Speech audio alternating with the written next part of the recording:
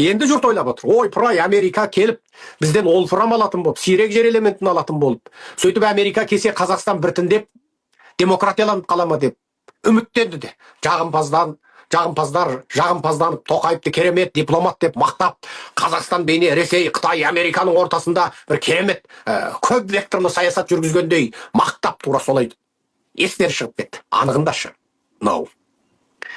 Тоқаев ол Еуропа Америкамен бір тиынға мұнай газ немесе сирек жер элементі немесе олфрамның бір тиынға саудасын жасамауға да бейілді. Ол Орыс пен Қытайдан айырылмайды. Егер Тоқай Еуропа мен Америкаға жақындасып, Орыс пен Қытайдан құтылады деуге сенетін болса, онда бір күні лағнеті шайтандықты тастап, намаз оқып, маңдайын сәждеге тигізіп, бір Құдайға құлшылық істейді дегенге сенуге тура келеді. Мен қайталап тұрып айтамын.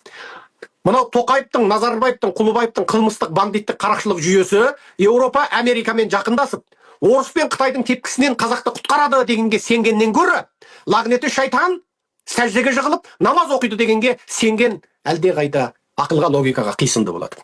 Бұлар Орыс пен Қытайдан өлсе айырылмайды. Орыс пен Қытайдан ешқашан айырылмайды. Бұл қаншерлік диктаторлық жүйенің туа бітті болмысы. Оны қазақ битіп айтады.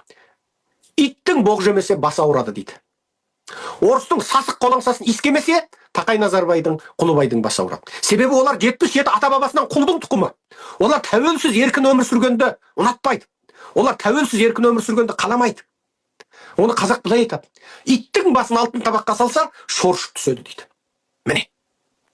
Америка бұларға құрмет деп, Орта Азияның 5 есегін шақырып, қазақтың есегін, қырғыздың есегін, сырттың есегін, түркпеннің есегін, тәжіктің есегін шақырып, сендерге біз мынандай қаражат салайық, бірлесейік, біз сендерді Орыс пен Қытайдың қыспағынан құтқарайық десе, бұлар ойбай жақсы болды, алақайлап, кімдегім Америкамен одақ болса дамиды, кімдегім Америкаменен дос болса дамиды, жақсы, ақшаңды да сал, зауытыңды да сал, мұнай мен газымызды да ала қой, сирек жер металдарыма ала қой, олфрамба ала қой деп бұлар қуанбайды. Бұлар Орыс пен Қытайдан айырылып қаламыз ба?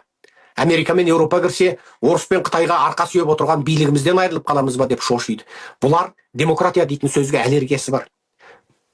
Демократия дейтін сөзге аллергиясы бар. Сондықтан максимал деңгейде бүкіл жалдамалы жазғыштарын күні түні жұмысқа салып, демократияны үрейлі қорқынышты қылып көрсетеді.